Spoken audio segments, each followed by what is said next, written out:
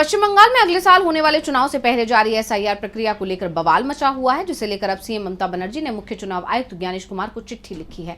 ममता ने इस प्रक्रिया को खतरनाक स्टेज पर बताते हुए इसे रद्द करने की मांग की है। तो और क्या कुछ लिखा है ममता बनर्जी ने इस चिट्ठी में, जानेंगे इस रिपोर्ट में। पश्चिम बंगाल की सीएम ममता बनर्जी ने एसआईआर को लेकर मुख्य चुनाव आयुक्त ज्ञानेश कुमार को चिट्ठी लिखी है। उन्होंने इस प्रक्रिया को खतरनाक स्टेज पर पहुंचाने वाला बताते हुए आयोग से इसे तुरंत रोकने की मांग की है।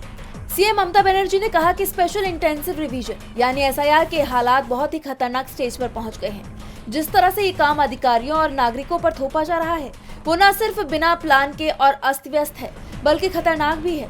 बेसिक तैयारी, सही प्लानिंग या साफ कम्युनिकेशन की कमी ने पहले ही दिन से ही इस प्रोसेस को कमजोर कर दिया है।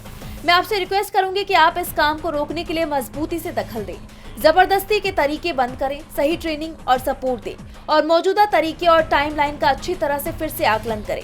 अगर इस रास्ते को बिना देर किए ठीक नहीं किया गया तो सिस्टम, अधिकारियों और नागरिकों के लिए इसके नतीजे ऐसे होंगे जिन्हें बदला नहीं जा सकता। ये दखल न सिर्फ जरूरी है, बल्कि चुनावी प्रोसेस और हमारे डेमोक्रेटिक ढांचे की ईमानदारी को बचाने के लिए बहुत जरूरी भी है। हाल ही में बंगाल में कई वोटरों और बीएलओ के खुद की जान लेने के गंभीर मामले सामने आए थे।